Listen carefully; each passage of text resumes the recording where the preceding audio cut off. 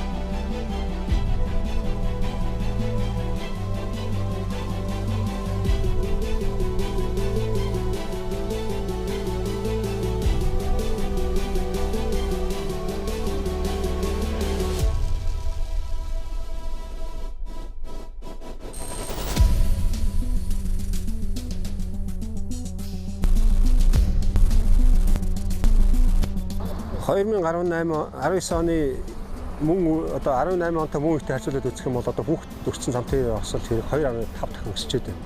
2.5 дахин өсчээд байна. Явууны зам байхгүй аим машин урдаас ирээд аим лээсэн. Засвал явууны зам байсан гэж бодож шүү дээ. Аюултай шүү дээ. Гаражны цаанаас юуг замгүй газраар гинт хүүхдүүд гарч ирнэ, хүмүүс гарч явна.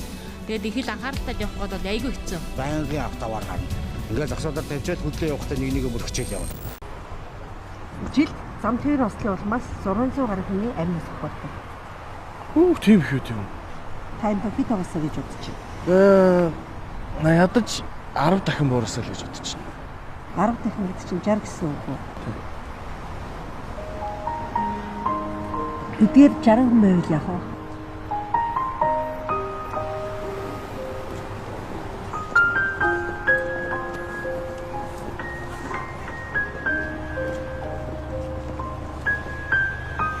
Чи миний гэр бүл дандаа ойр дотны хүмүүс шүү дээ.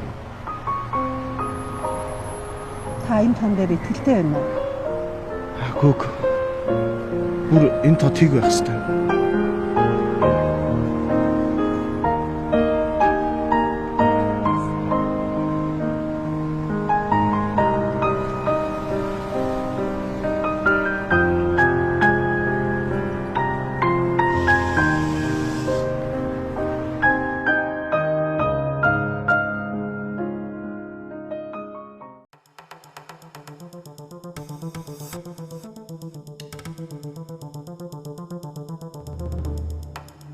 Одоогийн байдлаар 139 хүүхэд зам тээврийн осолд өртөж ямар хүнд хөнгөн байдлаар гэмтэж 17 хүүхдийн амнаас хохироод байна.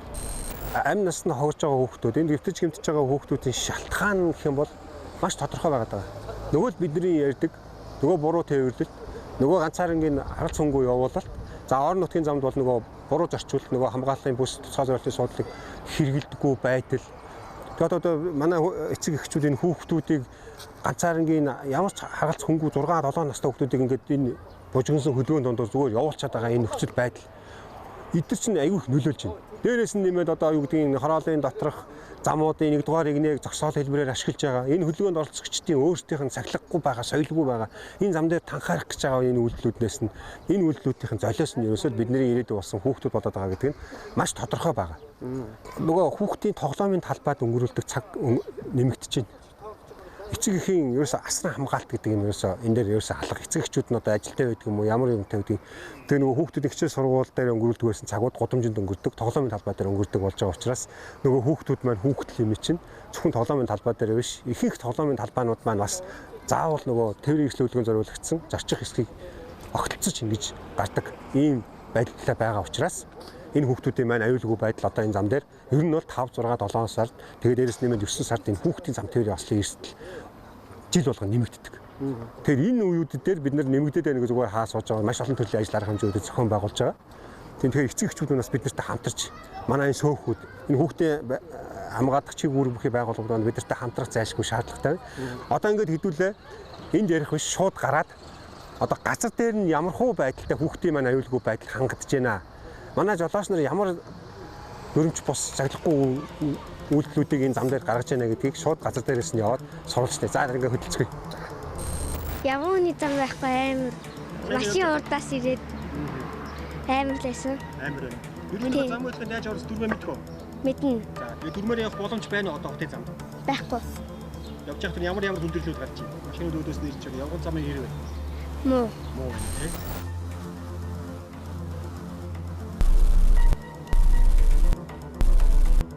Тэг одоо нөгөө явган зорчигчдын маань нөгөө олон аюул байгаад байгаа шүү дээ. Одоо хүүхдээ буруу тээвэрлдэг, гэл хүүхдээ ганцаар ингээд явуулдаг.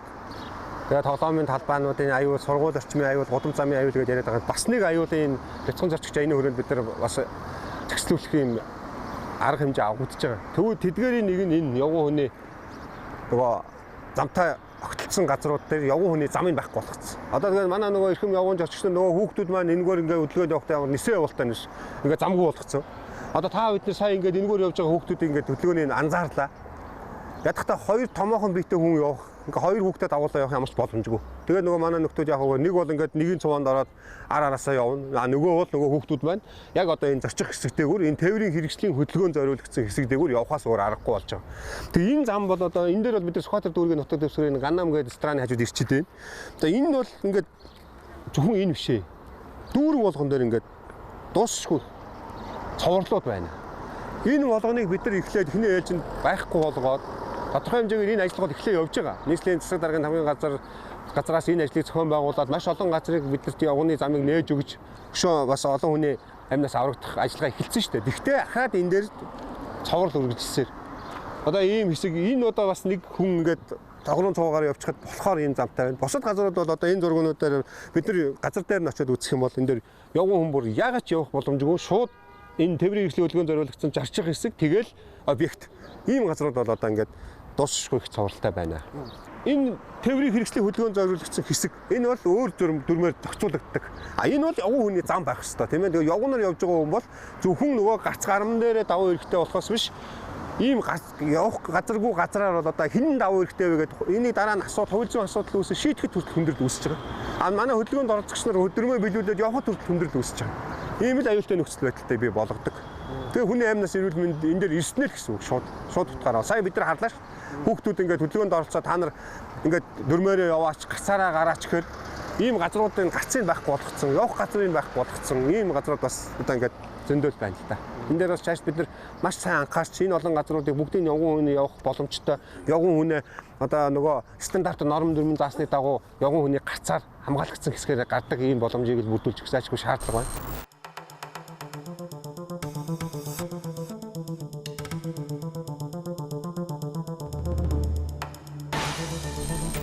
За гурлаа хөдөлгөөнд орцоо явнаа ийшээ. За болгоомжтой орой. Энэ нэг эмэгтэй бас явж чинь. За ингээд. За нөгөө явган зорчигч энэ аюулгүй байдал гэж яриад явж байгаа бидний нөгөө олон газруудын чинь бас нэгэн хэсэг нь энд одоо харагдчихэв. Сая ингээд бид гурав хөдөлгөөнд оролцоод ингээд хоёр хүүхэд битгий хэл насанд хүрсэн зохих хэмжээний туршлагатай би ингээд хөдөлгөөнд оролцоод маш төвөгтэй нөхцөл байдал үүссэн. Ийм газрууд энэс ахуулаад зөндөө байгаа. Бид нар түрүүн бас зарим нэгнийхээ зургийг авсан байгаа. Одоо тэгээд энэ дээр харахад одоо нөгөө тээврийн хэрэгслийн жолоочийн хөдөлгөөн зориулагдсан зам, зорчих хэсэг. Энэ зорчих хэсгийн явган зорчигч хаагуурн давуу хэрэгтэй вэхээр нөгөө явган хүний тэмдэглэлтэй газар буюу цагаан зураас болон явган хүний тэмдэгтэй газараар давуу хэрэгтэй. Яг энэ нөхцөл байдал дээр явган зорчигч нар маань одоо нисхүү одоо яах вэ гэдэг ийм нөхцөл байдал Улаанбаатар хотын нэлээд олон газар байна. Тэгэхээр явган зорчигчийн аюулгүй байдал, хүүхдийн аюулгүй байдал ингэж хангагдсан газрууд байна. Одоо та бүхэн бас тэр манай зурлаас тэрийг авах хэрэгтэй. Гудамжнаас явган зорчигч гарчаад гашаан шууд орж ирээд нөгөө тээврийн хэрэгслийн хөдөлгөөн зориулагдсан замтайгаа нийлц. Одоо энэ дээр юм хүм өргүүлэхэд одоо явган зорчигчийн буруу болох уу, жолоочийн буруу болох уу гэдэг хууль эрх зүйн асуудлыг шийдэхэд хүртэл ингээд цагдаагийн байгууллагад хүндрэл үүсэж байгаа нөхцлүүд нь энэ дээр ингээд ажиглагдаж байна.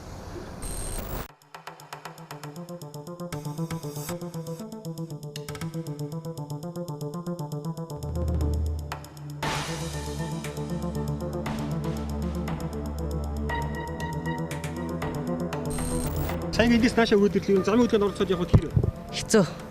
Энээр олон зам байх уу юм бэ? Олон. Одоо ингэ явахд хүндрэлтэй замууд олон байгаа юм уу? Олон.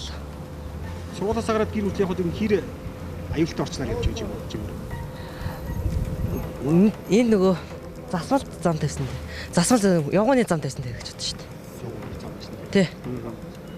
Юуд яаж яваа сайн? Би гэртээ гол. Ингээд суулгаас нааш ингээд явж байхад юу явганы зам хэр олон байна? Хэр хангалттай байна? Бага. Ингээд очиод одоо энэ замын хөдөлгөөнд ингээд оролцож байхад ер нь хэрэг аюултай байна нийтүүд явах. Нэлээд. Ер нь энэ дэр ингээд авцамын хүүхэд мөргөөс ослын гарч ирсэн той сонсч ирсэн үү? Нэг хүүхэд нэлээ. Тий.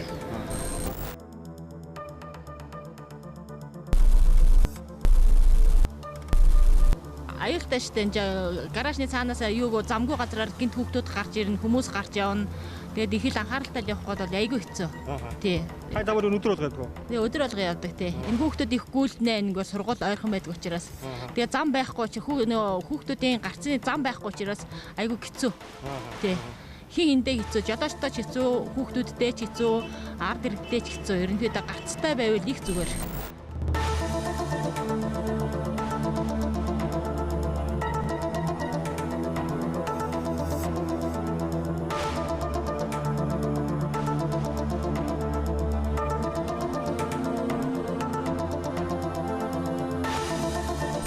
За бид нар энэ саяны хөдөлгөөнд орцоо явж байсан охинтой уулзаад байна. Хороолын доторх хөдөлгөөн, тээврийн хэрэгслийн хөдөлгөөн зориулагдсан зорчих хэсгийн 1-р игнээг зогсоол болгож байгаа энэ зогсоолгүй гэдэг улмаас зогсоол болгож байгаа энэ хэлбэр зам тээврийн осолд хэрхэн нөлөөлж байгаа гэдгийг бид нар сая харлаа. Эдгээр хүүхдүүд энэ хөдөлгөөнд оролцогч нар хөдөлгөөнд орцоо явахдаа маш төвөгтэй нөхцөл байдал үүсэж байгаа. Одоо та энэ өнний хөрөг гарах гал явж байна. Энэ зорчих хэсгийн 1-р игнээг тоглоомын одоо хороолын доторх хөдөлгөөний эсрэг хөдөлгөөнтэй 2 игнээ зорчих хэсгийн 1-р игнээг зогсоол болгосон. Энэ олон тээврийн хэрэгслүүдийн дундуур энэ жижигхэн биетэй хүүхэд, хөвөө, хөгшин хөвөө хүн гарч ирэхэд шууд тээврийн хэрэгслийн хөдөлгөөнд огтлцож байгаа. Энэ өөрөө хүүхдийг тэргээр хөдөлгөөнд оролцоод явж байгаа зорчигчдыг зам тээврийн осолд оруулах нэг үндслэл болж байгааг онцгой анхаарах шаардлагатай байна. Энэ тээврийн хэрэгслийн хөдөлгөөн зориулагдсан хэсэг бол тээврийн хэрэгслийн хөдөлгөөн зориулагдах ёстой. Зогсоол хэлбэрээр ашиглагдахгүй байх ёстой. Энэ дээр бас цааш бид нар анхаарахгүй бол хүүхдүүдийн маань хороолын дотор хөдөлгөөнд оролцож байгаа иргэдийн маань аюулгүй байдлын алдагцаар байна.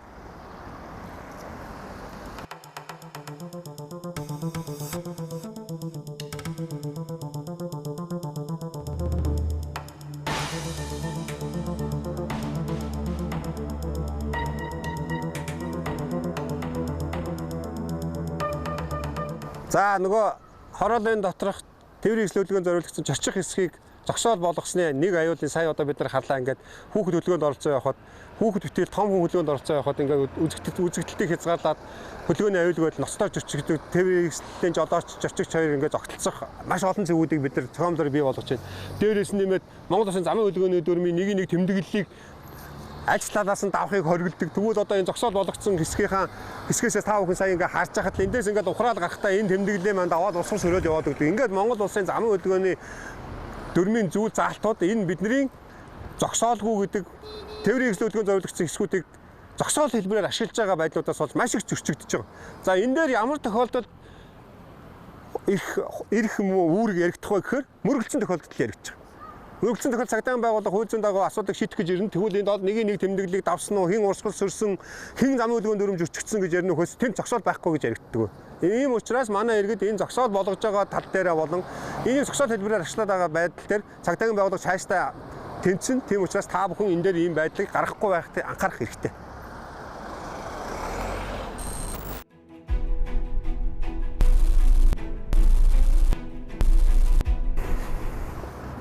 За амрыг ирээ. Шууд байгаа гэж яарад. Алээ судлаач харъя да. Судлаач хаана байгаа? Хойдол чинь багаж чинь байгаа юу? Багаж даа. Гэртээ өргөцөө. Тийм. Юу яагаад уг нь бол хийдгийг хүүхдээ эмнэлэгт үзүүлэх явж байгаа. Энэ багыг жижигээр өдний хаханд орсон. Аха. Тэгээ яарад үсгийн зүйлч хэлж байгаа. Харин тийм л дээ. Ингээ манайхан эцэг эхчүүд та хоёрын амьдралын зорилго энэ хоёр хүүхэд шүү дээ. Тэ бид нар тэгээд нөгөө хүүхдийнхаа төлөө амьдарч байгаа улсууд. Тэгээд та одоо эмнэлэгт үзүүлэхээ яараа явж ич. Ингээд нөгөө замын хөдөлгөөний дүрмэн заасан зүйл одоо суудлаа орхицоо ингээд ингээд бидэрт ярьж байгаа байхгүй. Тэгээ яаж явж байгаад нэг хүүхдээ үзүүлэх гэж явж байгаад нөгөө хүүхдээ бүтээч ийм л нөхцөл байдал бид нар үүсгэж байна шүү дээ. Тийм бооз. Одоо та бүхэнд яалтчгүй яг ийм хойш туушгүй ийм чухал ажил гарцал байгаа бахалта тэрийг бид нэр ойлгож байна. Гэхдээ энэ Монгол Улсын замын хөдөлгөөний дүрм гэдэг чинь өөрөө тусаар бичигдсэн дүрм байж байгаа. Нэг хүүхдээ өвжүүлэх гэж явж байгаа нөгөө хүүхдээ ингээд одоо битээч ийм нөхцөлтэй. Яагаад би ингэж хэлээд байна гэхээр 2019 онд одоо үлдэгдчихэд байгаа 130 гаруй хүүхд зам тээврийн ослт өртчихэд байгаагийн 90% нь дандаа уртлын суудалд одоо нөгөө бурууталтай өрөөлтэй тээврийн хэрэгслийг чинь уртлын суудалд ингэж тээвэрлэгдэж байсан хүүхдүүд байхгүй юу? 90%. Тэгэхээр манайхан хилээд хахад бүгдээрээ яг л ингэж тээвэрлээд байна л да хүүхдүүдээ. Болохгүй хойдлын суудалд нөгөө тусгай зориултын суудал дээр нь суулгаа гэдэг нь яагаад вэ гэвэл таны анхаарал авших хөдөлгөөн эхэлсэн байхад хэдэн хувь төвлөрсөн байх ёстой байлаа. Та ингээд урдуур чинь ямар нэгэн машин зогсоод хүн хүүхэд мэдээллийг хүлээж аваад дахин боловсруулад анхаарлын төвлөрсөн байхад энэ хүүхэд маань ингээд буруу төвлөрсөн учраас энэ хүүхэд рүү хэдэн хувийн чинь анхаарал сарних билээ. Тийм ээ. Утас чинь дуудлага яриад аваад буцаагаал тавихад авахгүй хараал тавихад та 30 км цагаар явж байгаа 40 м газрыг туулна шүү дээ. Тэр хооронд та нүдэн явж байгаатай л адилхан. Тэгэхээр ийм учраас энэ хүүхдүүдийг ингэж тээвэрлэж явж болмооргүй байна. Ядахтаа та нэгийг ингээд өмчлөг зүжүүлэх гэж байгаа юм чи нөгөөтх нь зөв ядахтаа хойноос суудл байхгүй бол хойноос суулгаад суудлын бүсэл бүсдээд одоо ингээд буугаад энэ сүрчлээ арилгаад яв. Бид одоо арга хэмжээг бол урьдчилгаа болохгүй байгаа. Ер нь бол та бүхнийг болж өгвөл бидний игнэнд орж энэ хүүхдийн аюулгүй байдлыг хангах ажилд оролцооч хамтраачаал ирэх гээд байгаа. Одоо тэр суудлыг чи бол боломжтой байна шүү. Тэн дээр сууд. Тийм тэгээ одоо суулгаа та засаад яв. Суудлаар хамгаалж суулж байгаа. 2019 онд зам тээврийн ослоор амнасаа алдсан бэрцэн хүүхдүүдийн 90% нь уртлын суудлын дээр шүү дээ. Юусаа суулгацын халууцаад гэдэг ойлголоо. Та юм ээ үү? Одоо ингээд ер нь бол манай үзэгч нар ингээд хөдөлгөөнд орцогчдоор анхаарахад энэ имэнер дээр одоо хүүхдүүд үлдсэн ийм цаг үе ихэлсэн байна л та. Тэгээ одоо мо имэнерийн байна бидний нөгөө хүүхдүүдийг харж байгаа байдал энэ байна. Аа уучтай. Одоо ээж аав нь бол найдвартай эмээд нөхцөн гэж бодоо явж байдаг. Тэгэхэд манай эмээ бол одоо энэ хүүхдийг ингээд уртлын суудал дээр энэ үйлдэгдээд байгаа зам тээврийн осол хэргийн 80-90% нь энэ уртлын суудал дээр сууж явсан хүүхдүүд бэрцсэн байдаг. Тэгээ одоо ингээд бид нар ингээд хилээд байдаг, яриад байдаг, годомжинд очиад өөрсдөд нь ингээд газар дээр нь танилцуулаад байдаг. Манайхаа ингээд энэ үйл ажиллагааг засах юм дургуул байна да. Одоо энэ хүүхдийг ядахтаа хойш нь суулгаад бүсийг бүслүүлээд ингээд явуул.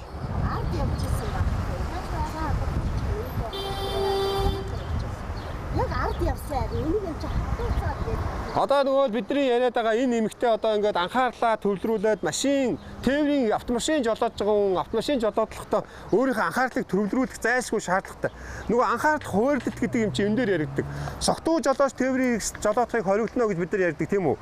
За дээрэс нь хэд ядарсан үедээ даралт нь маш өндөр өвчтөй үедээ барихыг хоригдно гэдээ яриад байдаг нь өөрөө энэ мэдээллийг хүлээж аваад боловсруулад хариу реакц үзүүлэх шаардлагатай үед машинаа зогсоох, шаардлагатай газар руугаа машинаа залах энэ үйл ажиллагааг хийхин тулд энэ хүн анхаарал нь зам руугаа хандсан байх ёстой юм аа. Тэгвэл одоо энэ хөдөлгөөнд орцоо явж байгаа энэ эцэг хэмээ өвөө ачтайг аваа явж байгаа хүмүүсийн анхаарал нь ерөөсөө энэ буруу төвлөрсөн байгаа хүүхдүүд рүүгээ чиглэгдсэн байгаа.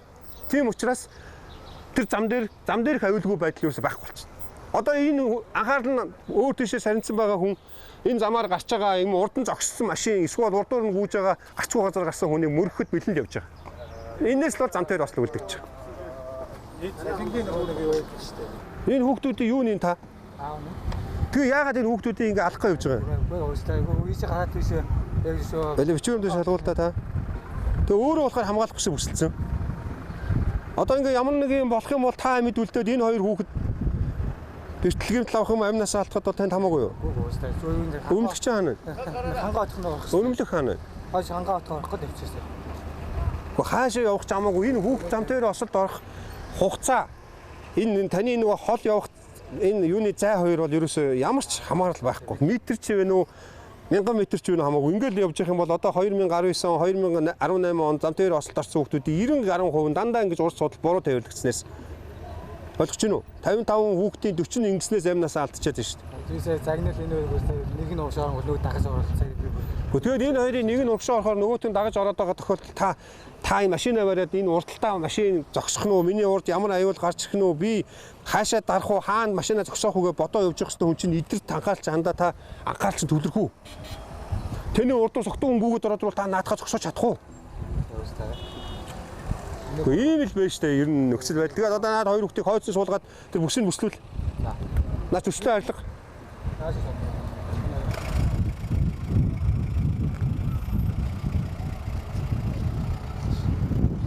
Наран гэрлөө. Энэ хэний хүүхэд вэ наран гэрлээ? Манай хүүхэд энэ гэрт машин зүгээр тэр цуцаас гаргадаг гэр наваад энэ 511 15. Алээ манайхаа энэ зургийг нэг авах та. Яш тата иш болдоо. Өөрөө бол хамгаалах гэсэн өсөлтсөн байна. За одоо ингээ ослоолоод энэ шиг ийм танхаа нөхдүүд урд нь торомслоо зогсоход бол өөрөө бол одоо амьд үлдэх юм байна. За тэр хүүхэд ялгараа. Тэгээ хүүхэд маань бол иймэрхүү байдалтай төвлөгтэй байж. Энэ бол Улаанбаатарын гудамжинд Монгол Улсын замын хөдөлгөөний дүрмийг байхгүй болгож байгаа зөрчиж байгаа мянган одоо үзэгдлийн ганцхан л жишээ. Ийм учраас тээврийн цагдаагийн албаныхан ямар үйл ажиллагааг зохион байгуулж байгаа гэхээр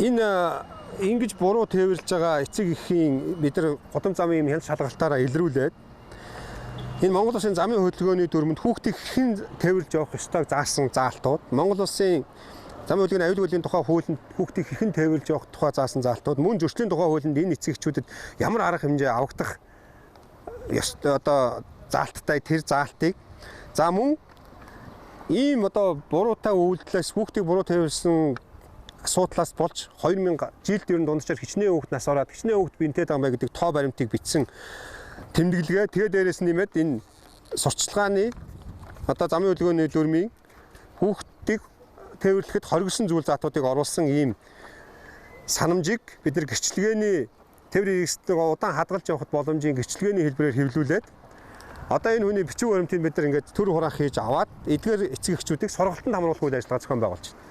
Сургалт маань бол одоо 6 дүүргийн замын цагдаагийн хилцүүдээр зохион байгуулж байгаа мөн тээврийн цагдаагийн албаны төв байран дээр энэ сургалтууд зохион байгуулагдана.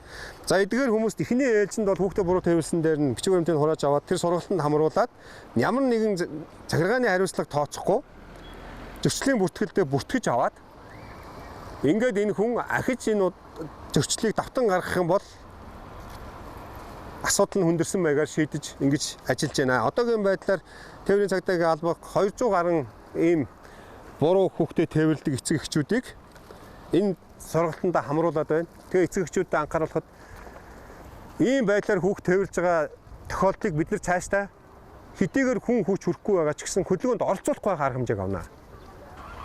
Цуудал байхгүй хамгаалалт бүсээ бүсэлдгүй ийм хүүхдэд аваа явж байвал машиныг тавиулаад эцэг эхэд хөтлүүлээд алхуулаад явуулна. Ингэж бид нар өөрсдөө хүүхдийг өөрсдөөс нь хамгаалах ажлыг цагдаагийн бодлого зохион байгуулна. Тэгэхээр эцэг эхчүүд маань хүүхдийнхээ Монгол Улсын замын хөдөлгөөний дүрм заасны дагуу хүүхдээ аюулгүй тээвэрлэхийг та бүхэндээ анхааруулж байна. Одоо ингээд энэ хүний бичиг баримтыг хурааж авна.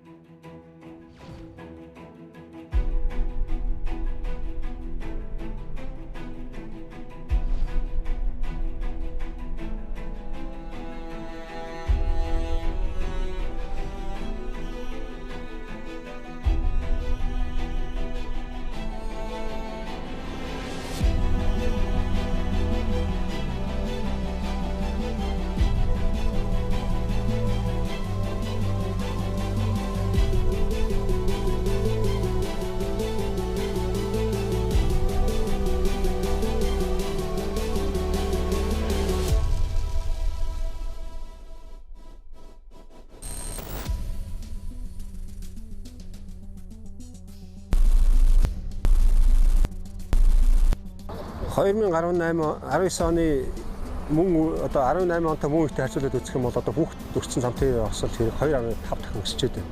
2.5 дахин өсчээд байна. Явууны зам байхгүй аим машин урдаас ирээд аим лээсэн.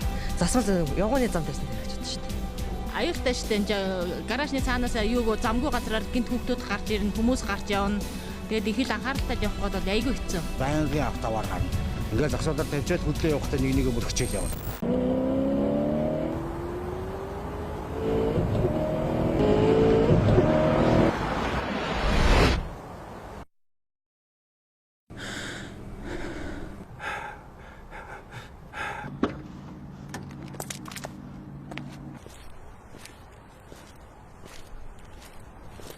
Уучлаарай найзаа, би амжина гэж удаад орчлоо. Би яагаад зогсож амжихгүй? Маш хурдан явж. Гэхдээ ингэж орох чинь энгийн л үзэгдэл үстэй. Би тоорон зэшгэд хизээ зогсохоо мэдэхгүй.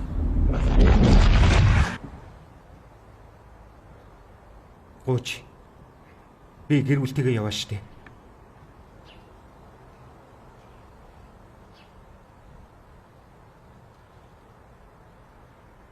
Би хитрхи урт явж байна. Намайг уучлаарай.